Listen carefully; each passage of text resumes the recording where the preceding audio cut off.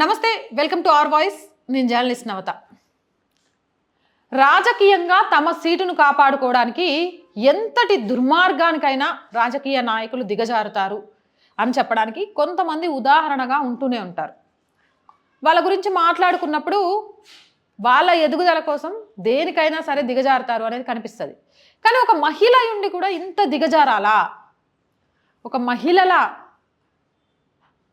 మాన ప్రాణాలతో ఆడుకున్న వ్యక్తిని తన రాజకీయ లబ్ధి కోసం కాపాడుకోవాలా? ఇలాంటి ఆమె ప్రధానమంత్రి అభ్యర్థుల జాబితాలో ఈమె పేరు ఉండాలని కొంతమంది మాట్లాడుతున్నారంటే వాళ్ళకి సిగ్గనిపిస్తలేదా, తెలివి లేదా అనిపిస్తుంది. నేను ఎవరి గురించి మాట్లాడుతున్నానో చాలా క్లియర్గా అర్థమై ఉంటుంది.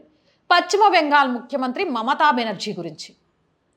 సందేశ్ కలిలో టీఎంసీ నరరూప రాక్షసుడు చేస్తున్న ఆగడాలను అడ్డుకట్ట వేయాల్సింది పోయి తన పార్టీ కోసమా, తన మనుగడ కోసమా, లేకపోతే అక్కడ జరిగిన రైస్ కుంభకోణంలో పార్టీ నాయకులు ఈమె చేసిన దందా బయటికి రాకుండా ఉండేందుకోసమా, వచ్చే ఎన్నికల్లో ఆ పైసలతోనే అధికారంలోకి రావాలనే ఆశతోనా తెలియదు. కానీ ఇంకా ఆ నరరూప రాక్షసుణ్ణి కాపాడే ప్రయత్నం చేస్తూనే ఉంది.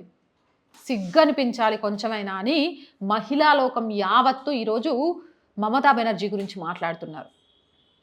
సందేశ్ కలిలో జరిగింది ఒకరు ఇద్దరు మాట్లాడింది కాదు. అసలు అత్యాచారం జరిగిందా అంటే 1200 మంది మహిళలు బయటకు వచ్చి అది నిజమే, దానికి నిలువెత్తు సాక్ష్యాల మీవే అని మాట్లాడారు. ఒక ఆడపిల్ల బయటకు వచ్చి తన మానాన్ని కోల్పోయాను అని చెప్పడము అనంటే తను ఎంత మానసిక వేదన అనుభవిస్తే అది జరగాలి.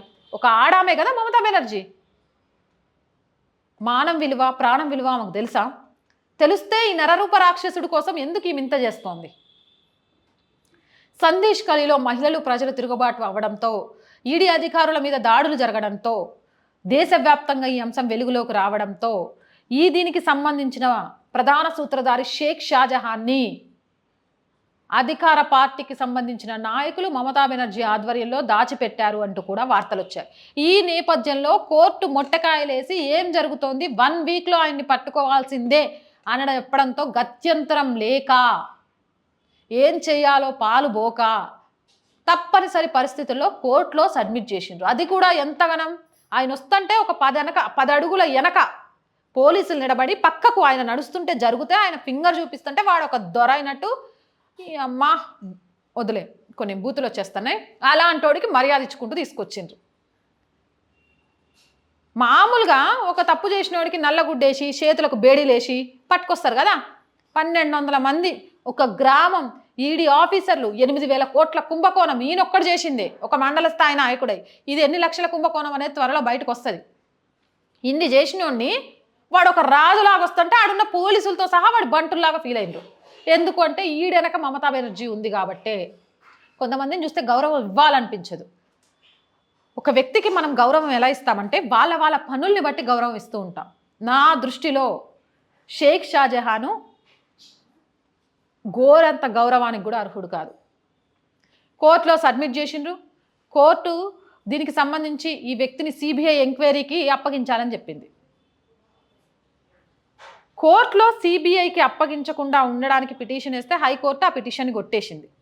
సిబిఐ అధికారులు షేక్ షాజహాన్ని తమ కస్టడీలోకి తీసుకోవడానికి వస్తే పోలీస్ స్టేషన్లో ఉంచి కస్టడీలోకి ఇవ్వలేదు.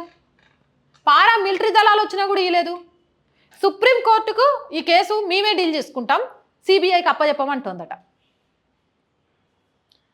ఈమెను దుర్మార్గురాలనాలా, దుష్టురాలనాలా, లేకపోతే ఆడవాళ్ళలో కొంతమంది రాక్షసులు ఉంటారు కదా, ఆ పేర్లు పెట్టి ఈమెను పిలవాలా?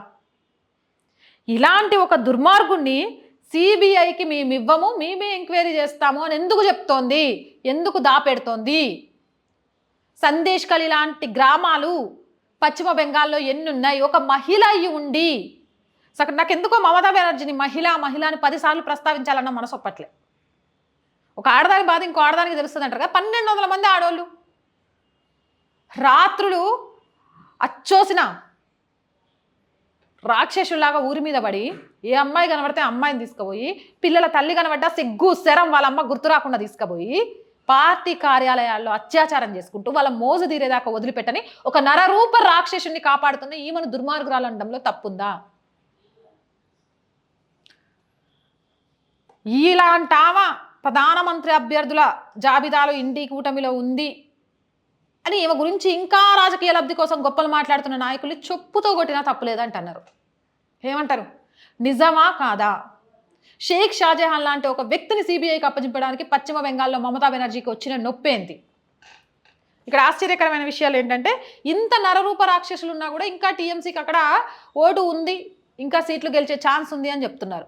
మరి షేక్ షాజహాన్ వర్గం అక్రమంగా బంగ్లాదేశ్ నుంచి పశ్చిమ బెంగాల్లోకి చొరబడ్డ వాళ్ళకు ఓటర్ ఐడీలు ఇవన్నీ సృష్టించి ఓటు బ్యాంకుతో గెలుస్తా కాబట్టి షేక్ షాజహాన్ని కాపాడితే ఆ వర్గం ఓట్లన్నీ గంపగుత్తగా పడిపోతాయి, మళ్ళీ అధికారంలోకి రావచ్చు, నా ఇష్టం వచ్చిన కుంభకోణాలు చేసుకోవచ్చు, నా కింద పనిచేసే మొగ నాయకులు అందరూ కామంతో రోడ్ల మీద పడుతుంటే చూసి ఆనందించవచ్చు అనుకుంటుందా?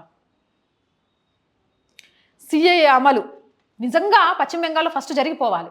ఆడున్న దొంగ ఓటర్లందరినీ ఎల్లగొట్టాలి. చాలా గ్రామాల్లో హిందువులు మైనారిటీలుగా మారిపోయి ఇలాంటి అత్యాచారాలు, ఘాతుకాలు చాలా జరుగుతున్నాయి.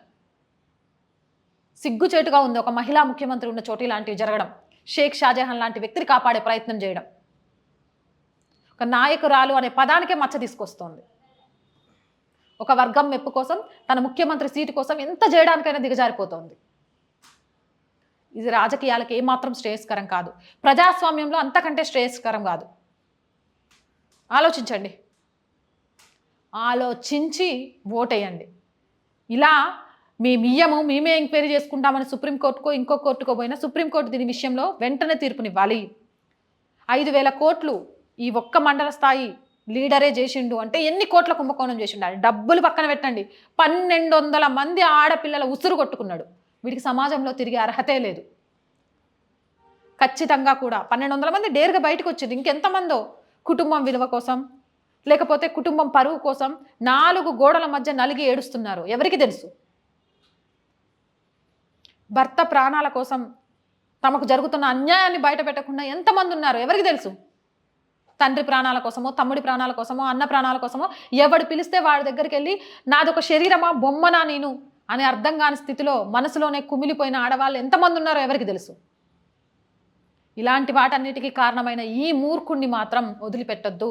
ఈ మూర్ఖుడికి అండగా ఉన్న ఆ ప్రభుత్వాన్ని మాత్రం అన్నీ ఎన్నుకోవద్దు.